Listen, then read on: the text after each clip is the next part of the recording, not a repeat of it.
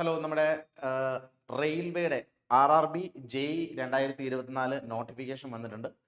എല്ലാവരും എക്സ്പെക്ട് ചെയ്തിരുന്ന ഒരു നോട്ടിഫിക്കേഷൻ ആണ്. നമ്മൾ കുറച്ച് ദിവസം മുമ്പ് RRB JEEയുടെ ഒഫീഷ്യൽ വേക്കൻസീസിന്റെ ലിസ്റ്റ് ഒക്കെ റിലീസ് ചെയ്തിട്ടുണ്ടായിരുന്നു. അപ്പോൾ ഈ ഒരു നോട്ടിഫിക്കേഷൻ വരുന്ന ഡേറ്റിലാണ്. ഒഫീഷ്യൽ വെബ്സൈറ്റിലൊന്നും അപ്ഡേറ്റഡ് ആയിട്ടില്ല. അതിനു മുമ്പ് നമുക്ക് അവൈലബിൾ ആയിരിക്കുന്ന ഒരു PDF വെച്ചിട്ടാണ് നിങ്ങളോട് ഈ വരുന്ന ഡീറ്റെയിൽസ് എല്ലാം ഷെയർ ചെയ്യാൻ പോകുന്നത്. ഇപ്പോൾ പ്രത്യേകിച്ചും RRB JEEയുടെ വേക്കൻസീസ് എന്ന് പറയുന്ന അത്യാവശ്യം നല്ല നമ്പർ ഓഫ് വേക്കൻസീസ് ഇപ്രാവശ്യം ഉണ്ട്. 7951 വേക്കൻസീസ് എന്ന് പറയുന്നത് അത്യാവശ്യം നല്ല നമ്പർ ഓഫ് വേക്കൻസീസ് ആണ്. പ്രത്യേകിച്ചും ഒരു BTech അല്ലെങ്കിൽ ഡിപ്ലോമ കഴിഞ്ഞവർക്ക് കേന്ദ്ര സർവീസിൽ അല്ലെങ്കിൽ റെയിൽവേസിൽ ഒരു ജോലി വേണമെന്ന് ആഗ്രഹിക്കുന്നുണ്ടെങ്കിൽ അതിനുള്ള ഏറ്റവും ബെറ്റർ ഓപ്പർച്യൂണിറ്റി തന്നെയാണ്, ഒരു സംശയമില്ല. കാരണം ഇത്രയും വേക്കൻസീസുമായിട്ട് വേറെ ഒരു എക്സാമും RRB അല്ലെങ്കിൽ ജൂനിയർ എഞ്ചിനീയേഴ്സ് അല്ലെങ്കിൽ എഞ്ചിനീയേഴ്സ് അല്ലെങ്കിൽ BTech കഴിഞ്ഞവർക്കോ ഡിപ്ലോമ കഴിഞ്ഞവർക്കോ ഇത്രയും നല്ല നമ്പർ ഓഫ് വേക്കൻസീസ് കൊണ്ട് ഒരു അവസരമില്ല. സോ ഈ ഒരു നോട്ടിഫിക്കേഷൻ ഒരുപാട് പേർക്ക് ഒരു പഠിക്കാനും പ്രിപ്പയർ ചെയ്യാനും ഒക്കെ പ്രചോദനം തരുന്നതാണ്. അപ്പോൾ ഒരുപാട് സമയം വേസ്റ്റ് ചെയ്യാതെ എത്രയും പെട്ടെന്ന് നമ്മുടെ പ്രിപ്പറേഷൻസ് സ്റ്റാർട്ട് ചെയ്യുക എന്നുള്ളതാണ്. അപ്പോൾ നമുക്ക് ഈ ഒരു നോട്ടിഫിക്കേഷൻ ഒന്ന് ജസ്റ്റ് ഒന്ന് ചെക്ക് ചെയ്താലോ. അപ്പോൾ ഈ നോട്ടിഫിക്കേഷൻ ഒഫീഷ്യലി വെബ്സൈറ്റുകളിൽ റെയിൽവേയുടെ വെബ്സൈറ്റ്സിൽ അപ്ഡേറ്റ് ചെയ്തിട്ടില്ല. അതിന് മുമ്പ് നിങ്ങൾക്ക് ഇങ്ങനെ ഇൻഫോർമേഷൻ തരാൻ വേണ്ടിയാണ് ഞാൻ പെട്ടെന്ന് ഈ ഒരു വീഡിയോ ആയിട്ട് നിങ്ങളുടെ മുമ്പിലേക്ക് വന്നിരിക്കുന്നത്. ഓക്കെ, അപ്പോൾ ഇങ്ങനെ ഒരു PDF ആയിരിക്കും നമ്മുടെ ദിശ അക്കാഡമിയുടെ ടെലഗ്രാം ചാനലിലും മറ്റ് പല പ്ലേസസിലും ഇങ്ങനെ ഒരു PDF സർക്കുലേറ്റ് ചെയ്യുന്നത് നിങ്ങൾ പലരും കണ്ടിട്ടുണ്ടാവും. അപ്പോൾ ഈ ഒരു notification CEN number 3/2024 junior engineer depot material superintendent chemical and metallurgical assistant chemical supervisor and metallurgical supervisor ഇത്രയും പോസ്റ്റുകൾക്ക് ചേർന്നിട്ടാണ് ഈ ഒരു നോട്ടിഫിക്കേഷൻ വിളിച്ചിരിക്കുന്നത്. അപ്പോൾ ഈ ഒരു നോട്ടിഫിക്കേഷന്റെ ഡീറ്റെയിൽസ് നമുക്ക് നോക്കാം. Opening date of application start ചെയ്യുന്ന ദിവസം എന്ന് പറയുന്നത് 30-ാം തീയതിയാണ്. ഈ മാസം ലാസ്റ്റ് 30/7/2024 ആപ്ലിക്കേഷൻ സ്റ്റാർട്ട് ചെയ്യും. അതുപോലെ ക്ലോസിംഗ് ഡേറ്റ് എന്ന് പറയുന്നത് 29/8/2024 ആണ്, ഇൻക്ലൂഡിംഗ് പേയ്മെന്റ് ഓഫ് ഫീസ്. 29-ാം തീയതി, അടുത്ത മാസം 29-ന് മുമ്പ് ആപ്ലിക്കേഷൻ ക്ലോസ് ആവും. അതിനു മുമ്പ് എല്ലാ ആൾക്കാരും ഈ ആപ്ലിക്കേഷൻ ഫില്ല് ചെയ്തോളുക. ഇനി date of modification window, correction window കൊടുക്കാറുണ്ട്. അത് 30/8/2024 മുതൽ 8/9/2024 ആണ്. ഏകദേശം 8 ദിവസത്തോളം ആപ്ലിക്കേഷൻ മോഡിഫിക്കേഷൻ, 8-9 ദിവസത്തോളം ആപ്ലിക്കേഷൻ മോഡിഫിക്കേഷൻ കൊടുത്തിട്ടുണ്ട്. സോ ആപ്ലിക്കേഷൻ സ്റ്റാർട്ട് ചെയ്യുന്ന 30-ാം തീയതിയാണ്. ഇനി പോസ്റ്റുകളുടെ കാര്യം നമുക്ക് നോക്കാം. ഏജ് ലിമിറ്റ്, പോസ്റ്റുകളുടെ കാര്യം, അതുപോലെ എക്സാം പാറ്റേണിൽ എന്തെങ്കിലും ചേഞ്ച് ഉണ്ടോ, ഈ കാര്യങ്ങളാണ് എല്ലാവരും ഉറ്റുനോക്കുന്നത്. അപ്പോൾ ആ ഡീറ്റെയിൽസ് നമുക്ക് നോക്കാം. ഇവിടെ പോസ്റ്റുകൾ, 2 പോസ്റ്റുകൾ. ഒന്ന് എല്ലാവരും നോക്കിയിരിക്കുന്ന ഒരുപാട് വേക്കൻസികളുള്ള junior engineer depot material superintendent and chemical and metallurgical assistant level 6 വരുന്ന പോസ്റ്റാണ്. ലെവൽ 7 വരുന്ന chemical supervisor research and metallurgical supervisor research. അപ്പം ലെവൽ 7-ലും ലെവൽ 6-ലും വരുന്ന പോസ്റ്റുകളാണ് വരുന്നത്. ഏജ് ലിമിറ്റിന്റെ കാര്യമാണ് 18 മുതൽ 36 വയസ്സ് വരെയുള്ളവർക്ക് അപ്ലൈ ചെയ്യാം. 2 പോസ്റ്റുകൾക്കും 18 മുതൽ 36 വയസ്സ് വരെയുള്ളവർക്ക് അപ്ലൈ ചെയ്യാം. ഇവിടെ പ്രത്യേകം എടുത്ത് പറയുന്നുണ്ട്, this includes a relaxation of 3 years 3 വർഷം in age beyond the prescribed age limit as on time measure due to COVID-19 pandemic. നമ്മൾ കഴിഞ്ഞ നോട്ടിഫിക്കേഷൻസ് എല്ലാം ALPക്കും ടെക്നീഷ്യനും ഒക്കെ എല്ലാ പരീക്ഷകൾക്കും റെയിൽവേയുടെ എക്സാംസിനൊക്കെ ഒരു 3 വർഷം റിലാക്സേഷൻ കൊടുക്കുന്നതായിട്ട് നമ്മളൊക്കെ കണ്ടിട്ടുണ്ട്. അപ്പോൾ ജൂനിയർ എഞ്ചിനീയർ ഈ ഒരു എക്സാമിനും 3 വർഷം ഏജ് റിലാക്സേഷൻ കൊടുത്തിട്ടുണ്ട്. അപ്പോൾ ജനറൽ കാറ്റഗറിക്ക് 36 വയസ്സ് വരെയും, OBC കാറ്റഗറി ആണെങ്കിൽ എക്സ്ട്രാ ഒരു 3 വർഷം റിലാക്സേഷൻ ഉണ്ടാവും. അപ്പോൾ 39 വയസ്സ് വരെയും, SC STക്ക് ആണെങ്കിൽ 41 വയസ്സ് വരെ അപ്ലൈ ചെയ്യാം. ഇനി വേക്കൻസീസ്, ആദ്യത്തെ പോസ്റ്റ് വേക്കൻസി 17 വേക്കൻസിയാണ്. അത് RRB ഗോരഖ്പൂർ മാത്രമേ ഉള്ളൂ. പിന്നെ രണ്ടാമത്തെ post junior engineer depot material superintendent, total vacancies 7954. ആകെ മൊത്തം 7951 ആണ് കേട്ടോ. ഇത്രയും നമ്പർ ഓഫ് വേക്കൻസീസ് എന്ന് പറയുന്നത് നിങ്ങൾക്ക് അറിയാം. എഞ്ചിനീയറിംഗ് ജോലി ആഗ്രഹിക്കുന്നവരെ സംബന്ധിച്ച് ഇതിനും നല്ലൊരു ഓപ്പർച്യൂണിറ്റി ഇനിയും കിട്ടാനില്ല. ഈ ഒരു സമയം തന്നെ പ്രിപ്പയർ ചെയ്തോളുക. ഇനി എങ്ങനെ പ്രിപ്പയർ ചെയ്യേണ്ടത്, നമ്മുടെ ഷെഡ്യൂൾ, നമ്മുടെ സ്കീം ഓഫ് എക്സാമിന് വ്യത്യാസമുണ്ടോ, ഇതെല്ലാം നമുക്ക് ഡീറ്റെയിൽ ആയിട്ട് നോക്കണം. ശ്രദ്ധിച്ചോളൂ, സോൺ വൈസ് ഉള്ള വേക്കൻസീസ് ഒക്കെ ഇവിടെ പറയുന്നുണ്ട്. ഇനി ഒരു കാര്യം കൂടെ പറയുന്നുണ്ട്, candidates waiting for final results of prescribed educational qualification are not eligible. അതായത് BTech ഡിപ്ലോമ റിസൾട്ട് വരാതെ വെയിറ്റ് ചെയ്യുന്ന ആൾക്കാരുണ്ടെങ്കിൽ അവർക്ക് ഇതിന് അപ്ലൈ ചെയ്യാൻ എലിജിബിൾ അല്ല എന്നാണ് പറഞ്ഞത്. റിസൾട്ട് വന്നു കഴിഞ്ഞവർക്ക് മാത്രം, BTech ഡിപ്ലോമ ഈ വർഷമാണെങ്കിൽ പോലും കംപ്ലീറ്റ് ചെയ്തവർക്കാണ് ഇതിന് എലിജിബിലിറ്റി ഉള്ളതെന്നാണ് പറയുന്നത്. ബാക്കിയെല്ലാം നോർമലി പറയുന്ന കാര്യങ്ങളാണ്. നമുക്ക് ഇതിന്റെ ഡീറ്റെയിൽഡ് ആയിട്ടുള്ള വീഡിയോ ഇനി വരുന്ന ദിവസങ്ങളിൽ കാണാൻ പറ്റും. ഏജ് ലിമിറ്റ് പറയുന്നത് ആസ് ഓൺ 1/1/2025 വെച്ചിട്ടാണ് ഏജ് കാൽക്കുലേറ്റ് ചെയ്യുന്നത്. ഏജ് ലിമിറ്റ് 18 മുതൽ 36 വയസ്സ് വരെയുള്ളവർക്ക് ജനറൽ കാറ്റഗറി ആണെങ്കിൽ അപ്ലൈ ചെയ്യാൻ പറ്റും. ജനറൽ OBC ആണെങ്കിൽ 3 വർഷവും, SC ST ആണെങ്കിൽ 5 വർഷവും റിലാക്സേഷൻ ഉണ്ട്. ഇനി എക്സാം സ്റ്റേജുകൾ 2 സ്റ്റേജുകൾ കമ്പ്യൂട്ടർ ബേസ്ഡ് ടെസ്റ്റ് ആണ്. അപ്പൊ പഴയ പാറ്റേൺ തന്നെയാണെന്ന് തോന്നുന്നു. നമുക്ക് നോക്കാം.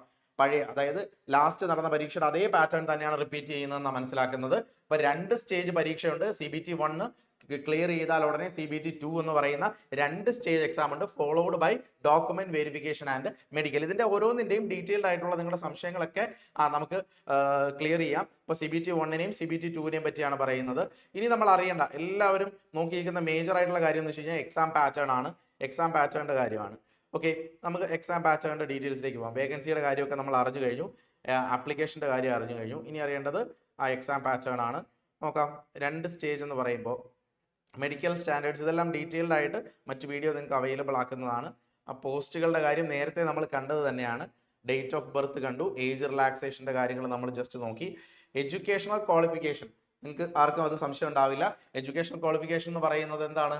ബിടെക് അല്ലെങ്കിൽ ഡിപ്ലോമ ഉള്ളവർക്ക് വേണ്ടിയാണ് RRB ജൂനിയർ എഞ്ചിനീയർ പരീക്ഷ നടത്തുന്നതെന്ന് പറയുന്നു. അപ്പോൾ അതിന്റെ ഡീറ്റെയിൽസ് ആണ് ഇവിടെ പറയുന്നത്. ബിടെക്, ഡിപ്ലോമ, അത് മറ്റൊരു അനക്സർ എയിലാണ് പറയുന്നതെന്നാണ് പറഞ്ഞത്. അപ്പോൾ എഡ്യൂക്കേഷൻ ക്വാളിഫിക്കേഷനെ പറ്റി സംശയം ഉണ്ടെങ്കിൽ അത് ബിടെക് അല്ലെങ്കിൽ ഡിപ്ലോമ ഉള്ളവർക്കാണ്. ഏതൊക്കെ ബ്രാഞ്ച് ആണ് തുടങ്ങിയ സംശയങ്ങളൊക്കെ ഉണ്ടെങ്കിൽ വരുന്ന സമയങ്ങളിൽ നമുക്ക് കാണാം. എക്സാമിനേഷൻ ഫ്രീ എന്ന് പറയുന്നത് നോർമലി റെയിൽവേ ചെയ്യുന്ന പോലെ തന്നെ 500 രൂപ അടയ്ക്കണം. ബാക്കി എക്സാം നിങ്ങൾ ഒന്നാമത്തെ സ്റ്റേജ് എഴുതി കഴിയുമ്പോൾ 400 രൂപ നിങ്ങൾക്ക് റീഫണ്ട് ചെയ്ത് തരും. ഇതാണ് ജനറൽ ആയിട്ടുള്ള ഫീസിന്റെ ഡീറ്റെയിൽസ്. ഇനി അറിയേണ്ട കാര്യം എക്സാമിനേഷൻ ഫീ റീഫണ്ടിന്റെ കാര്യം പറയുന്നുണ്ട്. അതായത് 500 രൂപ അടച്ചവർക്ക് ബാക്കി 400 രൂപ റീഫണ്ട് ചെയ്യുന്ന കാര്യം പറയുന്നുണ്ട്. റിസർവേഷന്റെ ഡീറ്റെയിൽസ് എല്ലാം ഇതിനകത്ത് വളരെ ക്ലിയർ ആയിട്ട് പറയുന്നുണ്ട്. നമ്മളിപ്പോൾ നോക്കുന്നത് മേജർ ആയിട്ട് നമുക്ക് അറിയേണ്ട കാര്യം എന്താ? നമുക്ക് അറിയേണ്ട കാര്യം എക്സാം പാറ്റേൺ ആണ്. എക്സാം പാറ്റേണിലേക്ക് പോവാം. Recruitment process. അതെ, റിക്രൂട്ട്മെന്റ് പ്രോസസ് നമുക്ക് നോക്കാം. നിങ്ങൾ ഈ ഒരു എക്സാമിന് അപ്ലൈ ചെയ്ത് കഴിയുകയാണെങ്കിൽ വേക്കൻസീസ് ഒക്കെ നോക്കി ഏതൊക്കെ സോണിലാണ് വേക്കൻസീസ് ഉള്ളത്, കോമ്പറ്റീഷൻ കുറവ് എവിടെയായിരിക്കും, ഇതൊക്കെ നോക്കിയതിന് ശേഷം നിങ്ങൾ എക്സാം അപ്ലൈ ചെയ്തതിന് ശേഷം നിങ്ങൾ അടുത്ത പ്രോസസ് എന്താണെന്ന് നമുക്ക് ഇവിടെ നോക്കാം. Recruitment process shall comprise of the following step. ഒന്നാമത്തെ സ്റ്റേജ് എന്ന് പറയുന്നത് കമ്പ്യൂട്ടർ ബേസ്ഡ് ടെസ്റ്റ് ആണ്, CBT 1. അത് പ്യുവർലി നോൺ ടെക്നിക്കൽ ആണ്. പ്യുവർലി നോൺ ടെക്നിക്കൽ പരീക്ഷയാണ്. അതായത് എന്താണെന്ന് ഡീറ്റെയിൽസ് നമുക്ക് മനസ്സിലാക്കാം. Maths, reasoning, general awareness, science, ഈ സബ്ജക്ട്സ് മാത്രമേ ഉള്ളൂ. രണ്ടാമത്തെ സ്റ്റേജ് ആണ് നിങ്ങളുടെ ട്രേഡ് ബേസ്ഡ് ആയിട്ടുള്ള നിങ്ങളുടെ ബ്രാഞ്ച്, മെക്കാനിക്കൽ, സിവിൽ, ഇലക്ട്രിക്കൽ, ഇങ്ങനെ നിങ്ങളുടെ ബ്രാഞ്ച് ബേസ് ആയിട്ടുള്ളത് സ്റ്റേജ് 2 വരുന്നത്. അതിനുശേഷം ഡോക്യുമെന്റ് വെരിഫിക്കേഷനും മെഡിക്കലും. ഇങ്ങനെയാണ് 4 സ്റ്റേജ് എന്ന് പറയാൻ പറ്റുന്നത്. അതിൽ തന്നെ ഒന്നാമത്തെ സ്റ്റേജ് എല്ലാവർക്കും കോമൺ ആയിട്ടുള്ള ഒരു കോമൺ എക്സാം ആണ് കമ്പ്യൂട്ടർ ബേസ്ഡ് ടെസ്റ്റ് 1 എന്ന് പറയുന്നത്, CBT 1. അത് 90 മിനിറ്റ് ആണ് ഡ്യൂറേഷൻ. നിങ്ങൾക്ക് വരുന്നത് 100 ചോദ്യങ്ങളാണ്. 100 ക്വസ്റ്റ്യൻസ് ആണ് നിങ്ങൾക്ക് വരുന്നത്. 100 ചോദ്യങ്ങൾ അറ്റൻഡ് ചെയ്യാൻ നിങ്ങൾക്ക് 90 മിനിറ്റ്, 1.5 മണിക്കൂർ കിട്ടുന്നുണ്ട് എന്നുള്ളതാണ് ഇതിനകത്ത് ഏറ്റവും ഇമ്പോർട്ടൻ്റ് ആയിട്ടുള്ള കാര്യം. അപ്പോൾ ഒന്നാമത്തെ stage exam non technical part നിങ്ങൾ ക്ലിയർ ചെയ്ത് മിനിമം കട്ട് ഓഫ് മാർക്ക് ഓരോ സോൺ അനുസരിച്ചും ക്വാളിഫൈ ചെയ്യുകയാണെങ്കിൽ നിങ്ങൾക്ക് സ്റ്റേജ് 2 പോകാം. ഇനി എന്തൊക്കെയാണ് സ്റ്റേജ് 1 CBT 1 മാത്സ് സിലബസ് നോക്കിയാൽ, മാത്സ് നമ്മുടെ നോർമൽ NTPC പരീക്ഷയ്ക്കൊക്കെ പ്രിപ്പയർ ചെയ്യുന്നുണ്ട്. CGL, CHSL പരീക്ഷകൾക്കൊക്കെ പ്രിപ്പയർ ചെയ്യുന്നുണ്ടെങ്കിൽ സെയിം കാര്യം, നിങ്ങളൊന്നും സെപ്പറേറ്റ് ആയിട്ട് പഠിക്കേണ്ട ആവശ്യം വരുന്നില്ല. Elementary statistics, calculation, calendar and work, normal നമ്മുടെ സിലബസ് തന്നെ. മാത്തമാറ്റിക്സ്, അതുപോലെ രണ്ടാമത്തെ subject general intelligence and reasoning, അതിലും സിലബസിൽ ഒന്നും വ്യത്യാസങ്ങൾ വരുന്നില്ല. സ്റ്റേറ്റ്മെന്റ്, ആർഗ്യുമെന്റ്സ്, അസംഷൻസ് ഉൾപ്പെടെ എല്ലാ ടോപ്പിക്കും, ഡാറ്റ ഇന്റർപ്രിട്ടേഷൻ ഉൾപ്പെടെ ഉണ്ട്. പിന്നീട് ജനറൽ അവയർനെസ്, GK നമ്മൾ പഠിക്കുന്നതാണ്. RRBയുടെ NTPC എക്സാമിനും SSCയുടെ മറ്റു പരീക്ഷകൾക്കും ഒക്കെ പഠിക്കുന്ന സെയിം സിലബസ് തന്നെ. അതുപോലെ ജനറൽ സയൻസും ഉണ്ട്. ജനറൽ സയൻസ് നിങ്ങൾക്ക് എല്ലാവർക്കും അറിയാം, റെയിൽവേയുടെ പരീക്ഷകൾക്കെല്ലാം തന്നെ സയൻസ് സബ്ജക്റ്റിന് ഇമ്പോർട്ടൻസ് വളരെ കൂടുതലാണ്. അതുകൊണ്ട് തന്നെ സയൻസ് സബ്ജക്റ്റും കൂടി സെപ്പറേറ്റ് പറയുന്നുണ്ട്. ഇനി മാർക്ക് ഡിസ്ട്രിബ്യൂഷനോ, CBT 1 മാർക്ക് ഡിസ്ട്രിബ്യൂഷൻ നോക്കാം. മാത്സിൽ നിന്ന് 30 ചോദ്യം, റീസണിങ്ങിൽ നിന്ന് 25 ചോദ്യം, അങ്ങനെ 55 ചോദ്യം മാത്സും റീസണിങ് കൂടി ഉണ്ട്. ജനറൽ അവയർനെസ്, GK എല്ലാം കൂടെ 15 മാർക്ക്. അതേസമയം സയൻസ് മാത്രം 30 മാർക്ക് ഉണ്ട്. അതാണ് ഇതിന്റെ ഒരു ടോട്ടൽ വെയിറ്റേജ് എന്ന് പറയുന്നത്. അങ്ങനെ ടോട്ടൽ 100 ചോദ്യങ്ങളാണുള്ളത്. 100 ചോദ്യങ്ങൾ, 100 ക്വസ്റ്റ്യൻസ്, 100 മാർക്ക്. 100 മാർക്കാണ് ഒരു ചോദ്യത്തിന്. 1 മാർക്ക് തെറ്റുത്തരമാണെങ്കിൽ 1/4, നെഗറ്റീവ് 1/4 ആണ്. അപ്പൊ ഈ ഒരു എക്സാം പാറ്റേൺ നിങ്ങൾക്ക് മനസ്സിലായി കാണുന്നു കരുതുന്നു.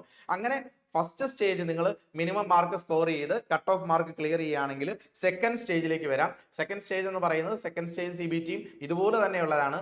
ഡ്യൂറേഷൻ 2 മണിക്കൂർ അല്ലെങ്കിൽ 120 മിനിറ്റ്. അപ്പോൾ ഒന്നാമത്തെ സ്റ്റേജ് എക്സാം ക്ലിയർ ചെയ്ത് വരുന്നവർക്ക് രണ്ടാമത്തെ സ്റ്റേജ് പരീക്ഷ ഉണ്ട്. അത് 2 മണിക്കൂറുള്ള പരീക്ഷയാണ്. ആ ഒരു കേസിൽ 150 ചോദ്യങ്ങളുമുണ്ട്.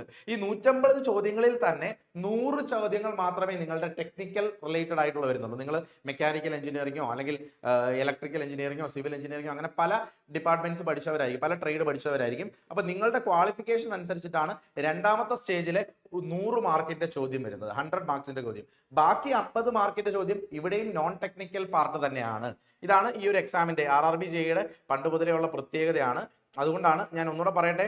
അപ്പം 150 മാർക്ക് എന്ന് പറഞ്ഞതിനകത്ത് 50 മാർക്ക് വരുന്നത് 50 marks general awareness, physics and chemistry, basic computer and application, basics of എൻവയോൺമെന്റൽ ആൻഡ് പൊല്യൂഷൻ കൺട്രോൾ, ഇങ്ങനെ ABCDE ഡി വരെയുള്ള 4 ടോപ്പിക്കുകൾ ചേർന്നിട്ടാണ് 50 മാർക്ക് വരുന്നത്, 50 മാർക്സ്. പിന്നീട് നിങ്ങളുടെ ട്രേഡ് ബേസ്ഡ് ആയിട്ടാണ് 100 ചോദ്യങ്ങൾ വരുന്നത്, 100 ക്വസ്റ്റ്യൻസ് വരുന്നത് നിങ്ങളുടെ ടെക്നിക്കൽ എബിലിറ്റീസ് ആണ്. അത് ഓരോ ബ്രാഞ്ച് വൈസും ഡിഫറെന്റ് ആണ്. Civil, mechanical, electrical, electronics, computer, ഇങ്ങനെ ഡിപ്പാർട്ട്മെന്റ് അനുസരിച്ചിട്ട് വ്യത്യാസമുണ്ട്.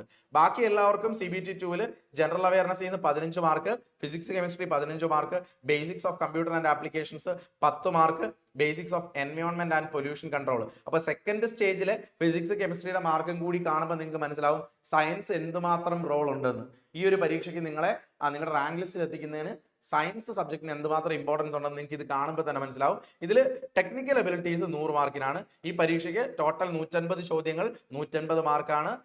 ടൈം ഡ്യൂറേഷൻ എന്ന് പറയുന്നത് 120 മിനിറ്റ് ആണ്. അപ്പൊ ഇതിനകത്ത് ഡീറ്റെയിൽഡ് ആയിട്ടുള്ള കാര്യങ്ങളുണ്ട്, പറയുന്നുണ്ട്. നിങ്ങളുടെ ക്വാളിഫിക്കേഷൻ അനുസരിച്ചിട്ട് 3 ഇയർ ഡിപ്ലോമ കഴിഞ്ഞവര് പല പല ബ്രാഞ്ചുകൾ ഉണ്ടാവും, മെക്കാനിക്കൽ, പ്രൊഡക്ഷൻ എഞ്ചിനീയറിംഗ്, ഓട്ടോമൊബൈൽ, അവരെല്ലാവരും ഇങ്ങനെയുള്ള ഇത്രയും എഞ്ചിനീയറിംഗ് ഡിപ്ലോമ പഠിച്ച ആൾക്കാരെല്ലാം മെക്കാനിക്കൽ ആൻഡ് അലൈഡിനകത്തായിരിക്കും അപ്ലൈ ചെയ്യേണ്ടത്. അതുപോലെ തന്നെ ഇലക്ട്രിക്കലും അതിന്റെ കമ്പൈൻഡ് ആയിട്ട് വരുന്നത് ഇലക്ട്രിക്കൽ ആൻഡ് അലൈഡ് വരുന്നുണ്ട്. ഇനി electronics engineering, instrumentation and control, ഇങ്ങനെ തരുന്ന മൂന്നാമത്തതിൽ തന്നിരിക്കുന്നതെല്ലാം ഇലക്ട്രോണിക്സ് ആൻഡ് അലൈഡിലായിരിക്കും അപ്ലൈ ചെയ്യേണ്ടത്.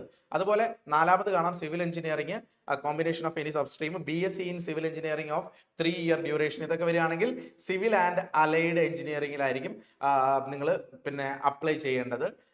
അതുപോലെ തന്നെ CMA അപ്ലൈ ചെയ്യുന്നവർക്ക് BSc കെമിസ്ട്രി ആൻഡ് ഫിസിക്സ് ആണ് എഡ്യൂക്കേഷണൽ ക്വാളിഫിക്കേഷൻ. ഓക്കെ, അപ്പൊ ഇതാണ് നമ്മൾ എല്ലാവരും നോക്കിയിരുന്ന കാര്യങ്ങൾ. ബാക്കി ഡീറ്റെയിൽസ് എല്ലാം ഇത് പെട്ടെന്ന് ഈ ഒരു നോട്ടിഫിക്കേഷൻ നിങ്ങളുടെ മുമ്പിലേക്ക് എത്തിക്കാനാണ് ഞാൻ വന്നത്.